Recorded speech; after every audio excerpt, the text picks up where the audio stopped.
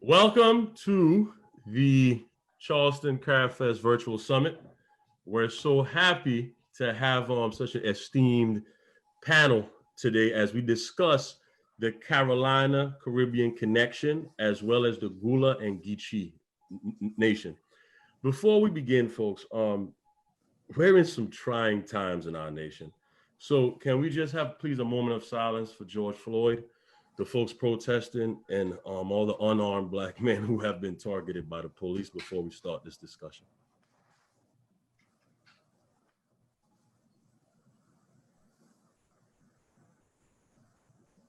Thank you. So today we have the Queen of the Gullah Geechee Nation, Queen Quet. We have Lorna Beck, who is the founder of the Charleston Carifest. We have Elder Carly Town of the Gullah Geechee Nation. We have Professor and author Carol Boyce Davies. We have Professor and noted scholar Dr. Henry Frazier. And we also have history and naturalist Ian Sanchez. So Professor Davies, you have the floor.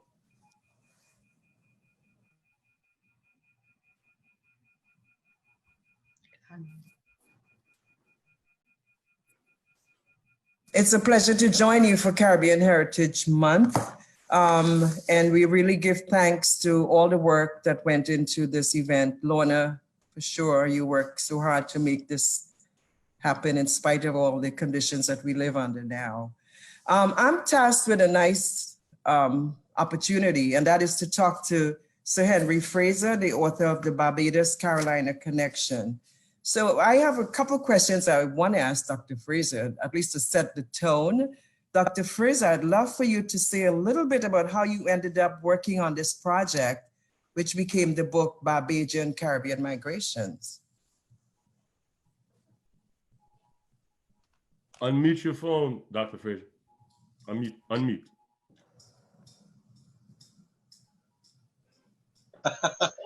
Yeah. Right. Right, you're hearing me then. Okay. I came home after my training in medicine and pharmacology and so on after many years. And when I came home, I and my wife, we bought a home. And when we moved into that home, we were given a telephone number of 4 digits way back in 1979. And the digits were 1670, 1670. Well, it didn't mean anything to me at the time, but then I asked my historian friend if he knew anything about the property, and he said it was the birthplace of Stede Bonnet, the notorious gentleman pirate hung in Charleston. So here was a date and a person which linked me with Charleston. And then as a historian interested in architectural history, I got invited to go to Charleston because of the architectural connection of the famous single house, which we believe originated in Barbados. So this was the third link in my chain, apart from the fact that there are Draytons in Charleston and there were Draytons in my ancestors. So there really are 4 links to a very strong chain that bonded me with Charleston. And so if I was in Charleston now, this would be my 9th visit to my second home. Wonderful. You know, I am so fascinated. When I read the book, I spent so much time reading each section carefully. And one of the things that struck me is that I'm a person who works on Caribbean migrations. I have a book called Caribbean Spaces precisely about this. But I don't think people know about that earlier period of migrations. So maybe tell us how this particular book and what you found out fits into our knowledge, our large knowledge of what Caribbean American migrations have been.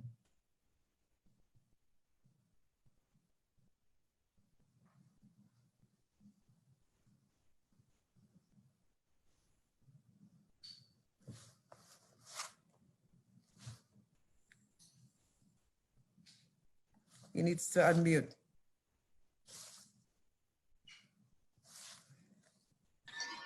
Right. Barbados became so prosperous so rapidly within 30 years of settlement. And by the 1650s and 60s, it was so prosperous that people kept coming from Barbados seeking wealth. They thought the streets were paved, if not with gold, with sugar, and they'd get wealthy overnight. And when they got here, they found there was no more land. And all those indentured servants got there, and they didn't get the land they were contracted to get. So people started emigrating. So Barbados is a history of emigration, and we have a huge diaspora of Barbadians all over the world, North America, Canada, Britain, all over the Caribbean. One of the very first ones was to Jamaica, because when Jamaica was captured by Penn Venables, Barbadians went there to settle it because the English authorities said, hey, those Barbadians know something about sugar and sadly about slavery. And Barbadian planters went to Jamaica where they had much more opportunity. You see, a planter in Barbados with 500 acres, go to Jamaica, you get 5,000. And so Sir John Colleton started the whole process of going to the Carolinas in the 1660s as part of an emigration. It was not nearly as big as the other emigrations, but it was terribly important. So, you know, I grew up with so many jokes in my family about Barbadians always migrating. So now I understand it has a long, long history, right? But tell me. You are Barbadian, as I thought. I know, but I mean, a lot of Barbadians came to Trinidad as police sergeants and so on.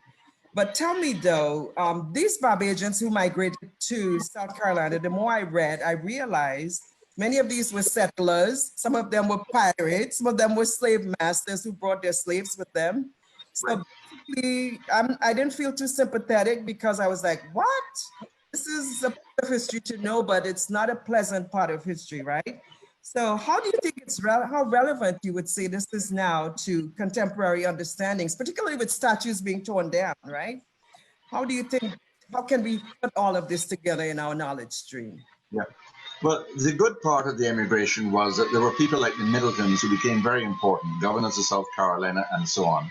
But the bad part, of course, is the translation of slavery to the southern USA. Now, it wasn't the only form of slavery. People all over the USA were enslaving the indigenous population as well. What I like, and I mentioned Middleton, what I like is the way Middleton Place and the Middleton Foundation has been developing the approach of reunions so that descendants of the Middleton family and descendants of the Afro-Americans working at Middleton over the centuries have come together repeatedly every few years in what they call the regeneration of family. And I think that's a positive approach to trying to reconcile what happened in that era when the ethos was completely different to what we have today. But these are settlers who brought slaves. So these are these are ancestors of contemporary African Americans.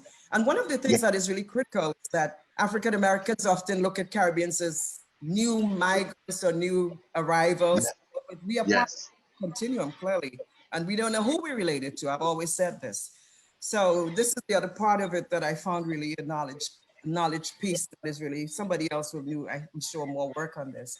But I love the discussion of language and the ways in which Gullah, Geechee language has a lot of phrasings from the Caribbean, surviving words, Africanisms as well, coming in from the continent. So maybe what you want to say about that? Well, I have to tell you of the dramatic experience I had on my first visit to Charleston. I was there in company with some tourist board representatives, Markley Wilson and others, and we were walking down the street together, and I heard the words, "I tell ya." And I looked around, and I said, that's a Barbadian. I looked around, and I saw this elderly white lady talking to another woman, and they were speaking Bajan. To my mind, they were speaking Bajan. And I went right up to the lady and I said, "Where are you from, ma'am?" And she was from the islands. So she was not from Barbados, but there was just enough of the Barbadian accent and idiom to get me very excited. And that's why there's a chapter in the book, Gullah. That is beautiful. That's such a lovely story. So what do you have? I'm finished with the key questions I wanted to ask you, but maybe say something in closing. Do you have anything that I missed that you want to just add to this conversation? I'm sorry, I didn't get that. Do you have anything that you want to add?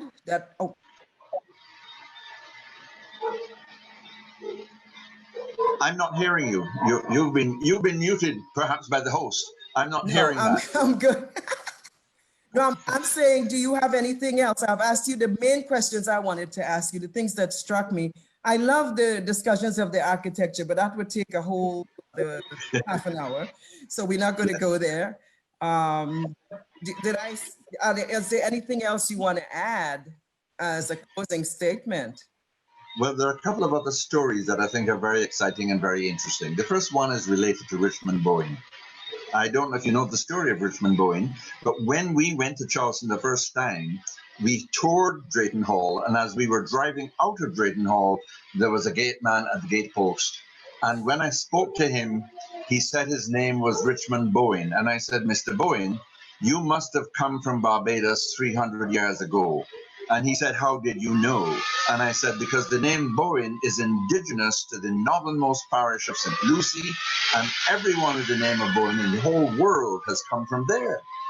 And so that began a sequence, and we got the tourist board to bring Richmond down to Barbados, where when he got off the plane, he knelt down and he kissed the ground of his ancestors. And that was very dramatic, you know? Wonderful. Very dramatic. That is a lovely way to end. That is such a beautiful way to end. And I'm so happy to know about your work. And definitely when I do my own teaching and writing, I will definitely have to identify this important Barbados-Carolina connection, which I could not think about. So I'm meeting you. And I'm a descendant of Barbados, so I'm feeling really happy to learn this piece of my history. First generation. Boyce is a very Bajan name. Indeed. Okay. Lovely. Thank you so much. So we have a really nice transition to Ian Sanchez, who is going to tell us some stories about Caribbean American connections. And what I love, you know, we keep forgetting because of the various nation-state separations that we all are part of the Americas. So they're all automatically a host of connections, migrations, movements back and forth across the North and South Americas, Central Americas. Caribbean is right in the middle there as well as the sort of central launching point. So Ian, I'd love to hear some of your connections and some of the points you want to raise that help us understand even more this logic of Caribbean American heritage. Well, I like what you said when you said we don't know who we're related to. And that was true for me. Now, you look at my name, Ian Sanchez, you could tell that there's a bunch of mixes in there. But when I learned also, I met my grandfather was a big politician in Barbados. And a book came out about him that I learned later, where he was known as, he fought for the poor working class of the island and really helped transform some of the politics of Barbados during his time. I didn't know much about him, but then I also met my ancestors from Ethiopia. And you look, you know, where did that come from? And then you find your ancestors from Europe as well. But when we look at in the situation, it's these reoccurring themes. And since you study migration, you see people being displaced for the same reasons: religious persecution, war, and exploitation for economic gain. That one being one of the biggest ones that we have to reconcile with, because you can't, the influence of people that were brought over helped to build the British Empire and the first 13 colonies. And it's hard to understate that. So when I first learned about that from Dr. Fraser's first book, I spent the rest of many years digging in deeper and uncovering other stories, which I said, why wasn't I taught this throughout my life? Are y'all hearing me? Okay. You told me, I believe you said you have family from Antigua, tell me some of your connections, your personal connections. My father, my immediate father, was born in Trinidad. Oh, and cool. Then I have an uncle, yeah. And so my mother was born in Barbados. She's a direct descendant of my grandfather, who's T.T. Lewis, the Bajan politician. Then I have family from the Dominican Republic. That's where the Sanchez comes from. Then I have family also spread out through Dominica and through that whole region. Then, you know, of course, family from Africa and family from Europe. So realizing all that, and as I trace it, you find the history of the United States as well is similar to that. It's a forgotten history that we really need to dig into in order to understand. If people don't understand the story of the Caribbean, they don't understand the story of the United States. And there's so much that it played a big role that I think is forgotten. And we can clearly see the migration, the whole economic system that was developed there is what developed the economic system of the South. Exactly. And when you find the economy as it was building, you see this the circular, they call the triangle trade, but it really all around the Atlantic, and ships built up in the north that went to Europe, that went to Africa, that went to the Caribbean, that came here to Charleston. It was sugar and rum coming out of Barbados that made it the wealthiest colony in the British Empire. And then that coming up here to rice, and then later on indigo. And these individuals that we don't hear that much about, folks like Dr. Henry Woodward, this young 18-year-old ship doctor that helped to get things started over here. You don't hear that much about him. And then you hear about a young lady named Eliza Lucas and the Lucas family, Eliza Lucas Pickney, who came up with methods of growing indigo. And these are products that end up building these empires. Absolutely. Connect us but all. The thing is, yeah, absolutely. The thing is, we spend so much time not understanding each other. And you're right about the curriculum. The curriculum it spends time on these topics in a very minuscule way, and maybe for 1 month or 1 day or whatever. But what makes Caribbean and this is the last question I'm going to ask you, but I'm looking at you and I'm thinking you are an amazing representation of exactly what we're talking about, this sort of breadth of Caribbean cultural connections and mixtures and so on. And you never know when you see somebody, what their connections or histories are. But tell me, what makes Caribbean people unique then, particularly in this period of cultural transformation? What can we add that America needs right now? And I keep saying America sets itself up as being the best example of all of these connections, but often a lot is left undone, unsaid. And this is what people are working out now. This is what young people are struggling for in this particular context. What can Caribbean people add, do you say, from your experience? And what is unique to us?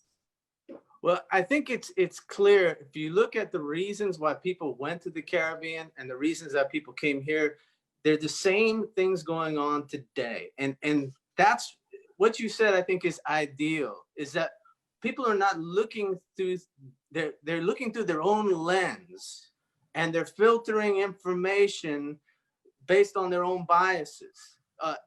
But if you look at it through the Caribbean lens, and Caribbean people have a unique perspective of things. I saw a great talk by a doctor who talked about growing up in Trinidad, where his teachers, where his professors, where the government officials, where the police all looked like him. And he started off in Brooklyn, and his parents decided they aren't going to live there, because when he became a doctor, he said, what would his experience have been like if he would have grown up in the experience that he would have had in Brooklyn? Instead, he studied as a doctor in Trinidad and came back to continue his studies here. And so I think Caribbean people can show everybody, just telling the story of the Caribbean could be a huge influence. And I think you have some great speakers I'm looking forward to with Queen Quet and the others folks. The story of the Caribbean could really make a difference today in people and the way they see each other. Absolutely, wonderfully put. I'm so happy, and I'm an academic of long standing, I won't say how long, but basically I look forward to learning all the time. For me, learning is a continuous process. So I've learned from Sir Fraser, and I've learned from you, and I look forward to learning from the speakers who are going to talk about Gullah Geechee culture. And I am really ecstatic about that part of it. So I'm going to hand over to Peter Bailey, my co-moderator. Hi, Peter. How you doing, Carol? That was very rich and interesting, because I find it, we're hearing this civil unrest, and I see a lot of us in the Caribbean say, well, we're a mixture of colors and diversity, so we're not necessarily tied into that, which is a pile of crap. We still face the issues of colonialism. And Queen Quet, I'm so happy to speak to you, because when I first visited Charleston and I started researching the Gullah Geechee, the history of it, how these a group of West African slaves, because they weren't necessarily, they were isolated along the coast, you guys basically captured your own culture and maintained some of your mores and traditions. And it also shows that your dialect is the only African Creole that's distinctly in the United States. And you spoke at the UN. You were the first head of state for the Gullah Geechee Nation to speak at the UN. So please, I'm delighted to learn more about this fascinating, strong community that maintained its truth and its narrative. Well, I so glad for day this evening and thing like that. The only thing I ain't happy about and thing like that, we ain't got no music and thing for wind down and thing like that and do all this here for Carifest. My love go out to my sister Lorna. Every year we usually drop by in Chucktown for wind down a little bit and thing like that for going out the rest of the place. But I'm so glad that she also always have people use this year, not just your body, but your mind. And so I'm so glad that we to do this year summit, because you know a summit is a high point. Okay, so for all the other rest of children who know, yeah, the people that crack your teeth like this and thing like that, I can't speak that other language that all the rest of you are using tonight so effectively.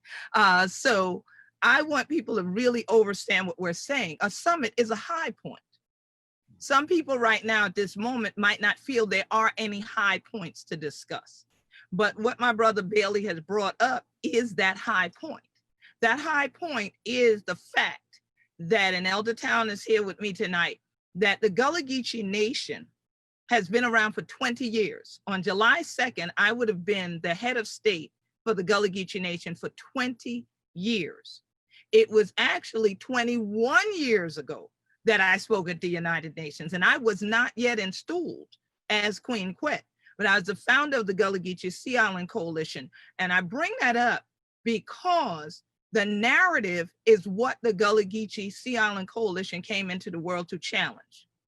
The narrative about the Gullah Geechee Nation from Jacksonville, North Carolina to Jacksonville, Florida wasn't even in existence. The narrative was there are these funny talking people that live on islands off the coast of the Carolinas and Georgia.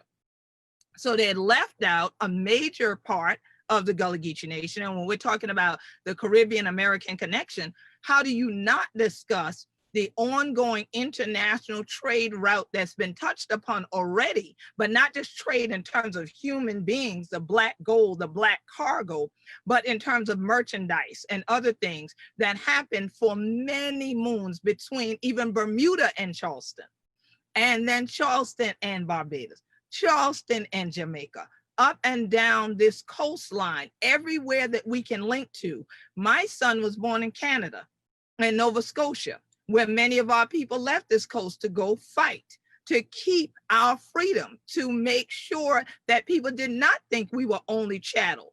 There were African people that were enslaved. There weren't slaves brought from anywhere. These were enslaved people. These were African people. But the narrative over and over was about that. The narrative was never about our connections to Trinidad and Tobago through the Americans that went the route from Nova Scotia to Bermuda, to Trinidad, Tobago. No one talked about their narrative. So as the Gullah Geechee Sea Island Coalition came into being, we were pushed back. Eldertown will attest to that, much less when the community came together along the entire coast and voted in and elected me as their official spokesperson, because people said, Brother Bailey, we shouldn't be talking about this stuff. We shouldn't talk about the crimes against humanity. We shouldn't talk about racism. We shouldn't talk about that. Why? Because this coast is still a place for international travel and economics through tourism. So the plantation narrative is the one that they wanted us to continue to do. It was all right if you were going to sing and tell jokes and stuff like that and talk about food, but never give credit to the Caribbean man that Eliza Lucas Pinckney took the seeds from for the indigo. Never give credit to the Africans from the Windward Coast, Rice Coast, from which the Carolina gold came here. Never give credit to the African seamen who were the ones like Denmark Vesey and those, and Robert Smalls and those who went back and forth and also assisted with our freedom.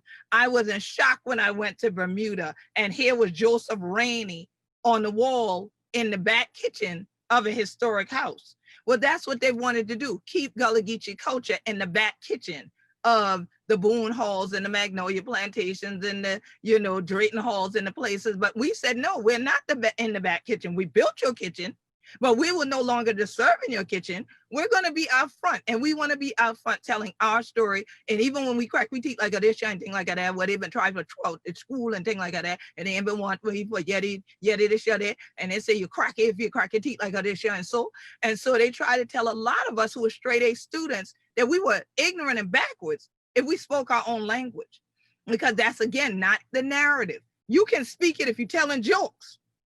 You can speak it if you're singing, but don't dare think that you're going to be accepted out front of a place speaking that way. And so when I've gone to all these different islands that we've been mentioning tonight, it's been a blessing to have homecomings, to have family there, to have people embrace us, to hug us, to say, oh my God, Queen, you sound like my grandma, or you look like my cousin so-and-so. And I'm like, yeah, because we be Gullah Geechee anointed people. We are the amalgamation of all of Mother Africa's seeds, of the entire diaspora. So we even have a Gullah Geechee diaspora that spreads back into the Caribbean because of the Americans and so forth. But we had them coming and going the whole time. So right now we have to be at the summit. We have to be at the peak of a time where the information we're sharing changes that narrative for everybody, that there is no longer the pushback against telling the whole story, because we can't celebrate America or anywhere else in the world without saying African people are the cornerstone of America. The Gullah Geechees are the ones that poured the foundation of America, and the exploitation that Brother Ian talked about is what has kept that financed. And people turn their heads too long. But the death of Brother Ahmaud Arbery, who's a native Gullah Geechee, the death of Sister Breonna Taylor, the death of Brother George Floyd, all of these things have finally gotten more people out here in the streets and the roads with us saying it's enough of not telling the whole story. All of it's not pretty, but the sooner we deal with it, the better. You know one thing about alcohol? If you cut yourself, you pour them on there. It don't feel good, do it? Okay? But the burning is the healing. So right now, the burning is the healing. And my soul has always burned for this day, to be able to speak to a brother like you, Brother Bailey, that is proud of the Caribbean connections, or Caribbean connections, as some would say, but that also values our links as Black people as a whole. Not that we're some separate group from y'all, because we Gullah Geechee and we on these islands and on different islands. And I know y'all say, why she talk so powerful? No, I'm not from Charleston. I'm from St. Helena Island. So we a little bit different. I always tease Elder Town about that, that we were always that radical group, and we were always taught to tell it all or don't say nothing. So my thing is, if you ain't gonna tell the truth and shame the devil, keep on them out close, yeah. Okay then. Thank you. Elder Townie. Wow, that was so powerful and enriching. You are a storyteller. You have a production company where you try to craft, like what Queen Quet said about the story, owning our story. And I think that's the evolution as a people we're all in, where finally we're saying, you know what, we're gonna write the history as we experience it. What has that struggle been like for you to popularize and get the Gullah Geechee Nation woven within the fabric of the larger pop culture? Unmute. Yeah. Thank you, Brother Bailey, for asking that question. I want to give honor to my ancestors before I speak, because they're the ones that have me here today. And, of course, God is our first person that we give homage to. But in telling the story of the Gullah Geechee, I In 1996, I had did an audio, and the audio was my journey to my Gullah Geechee people. And to tell the story, I wanted to put it in action. So I gathered some of the people from the community. I didn't want anybody that did not speak Gullah or Geechee. I wanted it to be pure. So I gathered those people and we got together. I wrote the script and we decided that we were going to tell this story, and we were going to tell the story about our people the way we wanted to be told. And so we would tell it in Gullah and Geechee, and the people would be so happy to know that, oh, I forgot how to speak Gullah, but now I remember. And I said, Sharon, you know how to do that. So now I said to myself, this is the way that we have to do things from my perspective. And that is to tell our story by any means necessary. And mostly I believe in art for social change. So I figured that if we did it in a story, telling stories, that people would come. And people did come, thanks to Queen Quet, and thanks to a lot of the other people who helped me to continue to do it. And I'm so excited, y'all, I don't know what to do. So I'm just really excited about the fact that we told that story for 20 years. For 20 years, I wrote stories for Moja Art Festival, and all of them were done in Gullah and Geechee. But that was just the blueprint. The real story is about being a minister of information for the Gullah Geechee Nation. And that way I told the story through action. We moved around with Queen Quet. We traveled all around the world, telling people who we are. And to this day, we still have people calling us saying, thank you so much. When we went to the Caribbean, that was a blessing. I truly believe that God ordained that moment for us to go back after 350 years to Barbados by way of Queen Quet, Consul General Neville. Yes. Oh, I'm so excited, and others.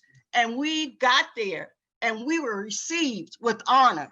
So we didn't go back individually, we went back as a nation. So that's the story that I want to hear. I want to continue to hear, because I believe when we did the healing circle in Barbados, we actually did some healing. Queen Quet did some healing, because what is happening now? We have actually gone all around Charleston pouring libation. Mm-hmm. So those libations really meant something. So the story has been told. So now the story is being implemented by the people. So I just I'm so excited to be here. I'm just happy that we came together, because this is my dream, that I would get together with my brothers and sisters from the Caribbean, and we're doing that. Wow, I'm moved by that, because I'm in my 30s, and here I am being introduced to Barbados, like Dr. Henry Fraser and Ian Sanchez and Queen Quet, and Carol and Elder Town, that it's taken us so long to finally own and understand and appreciate our story. Caroline Howell, how are you? I'm good. How are y'all? I don't know if this is a hot seat or not, but you are the creator of one of the largest, is it Magnolia Gardens Plantation in Charleston? Magnolia Plantation and Gardens, yes. And I'm just going to put it out there. Given what's going on in the country right now, I don't know if I'm even comfortable with the idea of a plantation and tourists coming to visit. I'm going to be honest. When I go to these, we have a place in the Virgin Islands that's a lookover point where slaves were. It's a sugar mill. And when I go up there and I see white American tourists taking pictures and smiling on this land, I don't know how to receive that.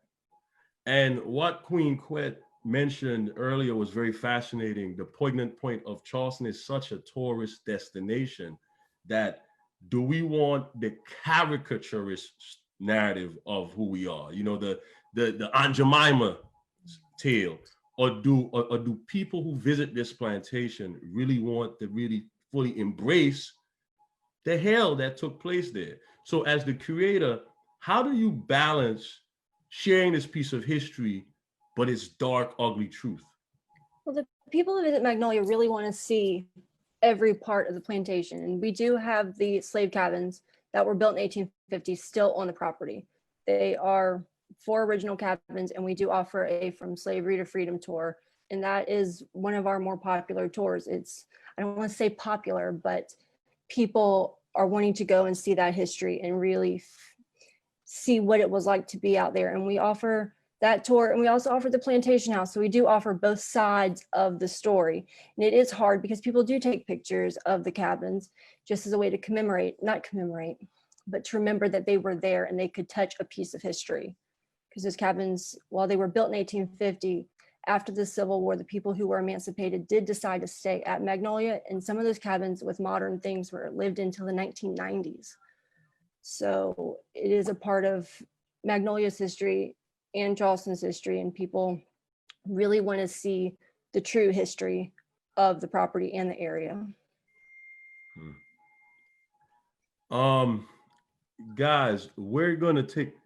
I'm reading the comments, and if there has been an audio issue, folks, we apologize, because I think there was a Zoom bombing issue with this network, but I'm just reviewing the comments, and someone said there was a possible audio glitch going in and out. So bear with us, audience. I wanna, because we could hear everything on our end, but the issue with the Zoom, people tend to bomb these sessions. And I'm hoping that's not what happened, because some of our guests are saying the audio, it certainly makes it hard to listen to and make sense of. So yeah, I think, wow, we may have possibly been Zoom bombed. That on Facebook? Yes, I'm reading comments from our guests who are saying it certainly makes it hard to listen to and make sense of. Yeah. Well, let us pray that since we're hearing it clearly here, that when this is posted to YouTube as a video, that everyone hear it the way we're hearing it, because the way we're hearing it, everything's coming through very clearly now. Yes, exactly. So we're clear. I'm hearing everyone clear. Everyone's hearing clear. So, spoken like the head of state you are. So, Carolyn, can you continue? On the site, on the space. On plantations, it is hard because people want to hear the brutality and everything and what really happened there. And most of our records of things like that have not survived the test of time. But we do have families who are still connected to Magnolia whose ancestors were enslaved there. And they've offered family stories and things like that that have really helped contribute to it. And it is hard to work at a plantation that is known for having beautiful gardens, but what people don't realize is that the enslaved were the ones that really created those gardens. While they don't get the credit, they're the ones that really did it. Dr. Frazier, are you there? Can you unmute, sir? You may need to, I'm unmuted now. Okay, yeah. Our guests are saying that it sounds okay. Like you said, Queen Quet, we'll deal with that after the discussion. Yeah. Dr. Frazier, I'm gonna put you on the spot a little bit. Yep. As a historian who's captured this monstrous, horrific story, Ian said something earlier that was interesting. I'm always kind of on the fence when folks say, well, the British Empire was built on the blood of my ancestors. Dr. Frazier, while researching our people's story, what do you think when you think of someone of, I would assume, of European descent, while creating this body of work? What does that mean? What does that mean to you? I'm not got the gist of your question because your voice disappeared halfway through there. Say that again. What does what mean to you? Well, basically, Dr. Frazier, covering people of color as a historian, what challenges do you see? Well, there are enormous challenges if you don't talk about the situation. In other words, slavery and the entire colonial ethic of white supremacy left people with an enormously distressing sense of who they were as opposed to who they might be or who they wanted to be. And in most countries, any discussion of that kind has been suppressed. So one can only hope that the current wave of discussion and protest will lead to serious discussion. My concern always is that people are very emotional, so that the people who are born and live a life thinking, well, white supremacy is the way the world should be, they're not going to change very easily. And the people who've been brought up in a very limited situation where they feel suppressed, and you, Peter, come from the Virgin Islands. Yeah. I have a colleague out of the Virgin Islands, a professor, Eugene Tull, who is a professor in Pittsburgh. And he's come down to Barbados with a group working with me in my research center, looking at attitudes towards things like obesity and social relationships. And he, in fact, found that there was a tremendous strong link between young Afro-Barbadians, if you like, attitudes towards their social place in the society and their obesity. In other words, a lack of self-esteem linked to the racial issues led them simply not to have the pride in themselves that produces healthy, competent, healthy figures. You know, this was a real problem. So the prejudices and the legacy of racial supremacy and the legacy of slavery is still with us. And what happens in most countries is that it's simply not discussed. And if you push something underground and don't discuss it, then it's like a sword, it's like a chancre that continues to gnaw at you and keep people in a state, as we would say in medicine, in a state of neurosis. So the neurosis is equally bad for the people who thought they were privileged as it is for the people who feel underprivileged. And what we don't have is enough of that dialogue that will help us to solve those problems. That's what's so critical. I mean, I speak as someone who is predominantly European in my origins, Iberian, they said, Spanish, Portuguese, whatever that was, and Caribbean. When I did my ancestry, looking for my ancestors, whom I expected would have come from Gambia, because, you know, when I went to Gambia doing some of my medical research, Gambia is on the same 13-degree latitude as us. And when I got off the plane in Gambia, I thought I was in Barbados. Everybody looked like my Barbadian friends and neighbors. You know, it was just remarkable. But we were all mixed, and we always say in Barbados that we're all related. We just don't know. You know, as the famous Calypso said, your daddy ain't your daddy, but your daddy don't know. Thank you, Doctor. Lorna Beck. Lorna, you've been silent over there. I'm going to unmute you.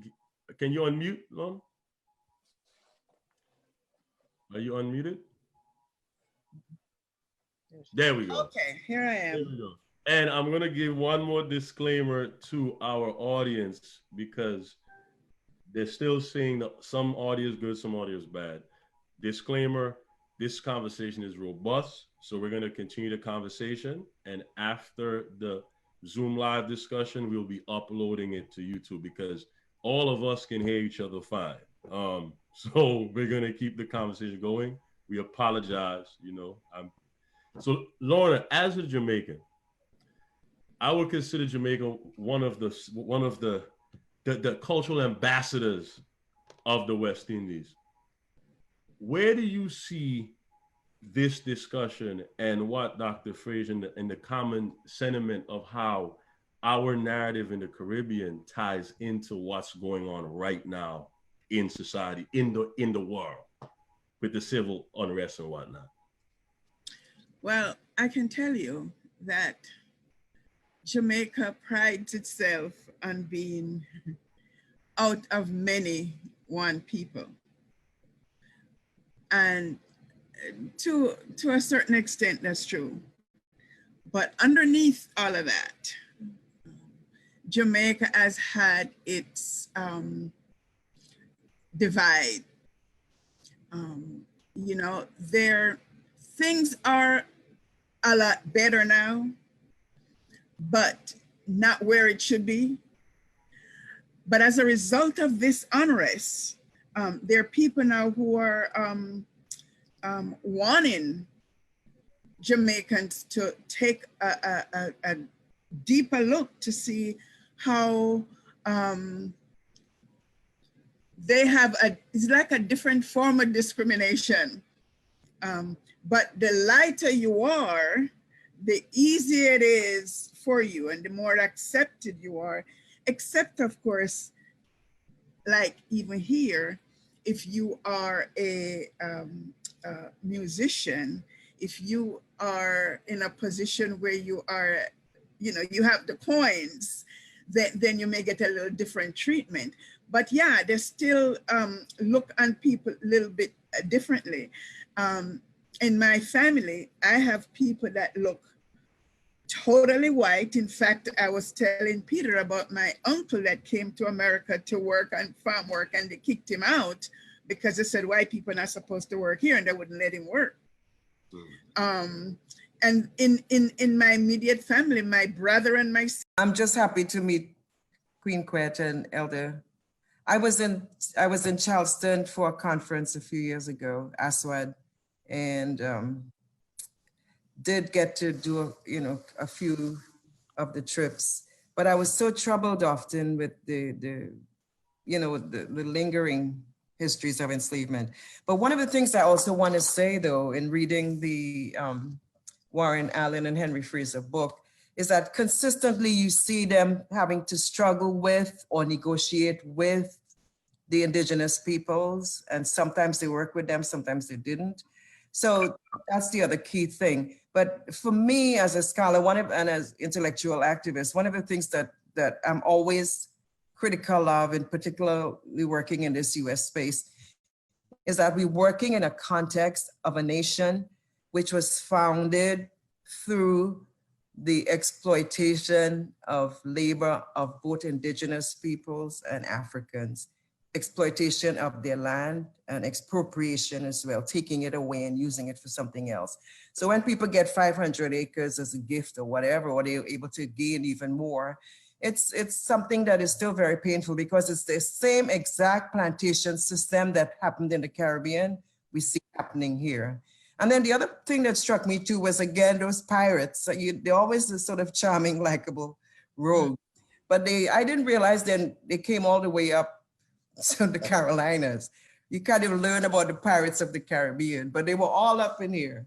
And your point about the separations between us, again, by land and water and the way that we are located, is really significant, because we have no idea who was dropped when and where, and therefore who is related to who. So on that basic premise, we need to all love each other and share and celebrate. And again, I just want to add my thanks to Lorna, and it's been such a joy meeting Peter, and I look forward to being able to keep in contact with everybody. And I have to definitely get a real tour with the Gullah Geechee sisters at some point. You get some fun with actually coming to see you. Yeah. Yes, I'm coming as soon as this is open. Soon come. Ian? These are interesting times. And when I see, if you look back at history, when things change, it's usually not an easy transition. It's usually, there's a lot of pain that goes into these transitions, and that's the same kind of thing. I had a guy, when we talk about how when a caterpillar is getting ready to turn into a butterfly, the body, the DNA actually attacks as it's changing. It actually goes under an attack, and it's a struggle. It's not an easy transition. We don't know where this is going to lead, but I do think the conversation is absolutely necessary. And what's really important is to kind of take the lens off and try to see things through the lens of other people. I find a lot of people just talking past one another, and are so focused on their own point of view, not hearing or not even attempting to see it from another point of view. In fact, some people find it even offensive to even try to look at it from another point of view.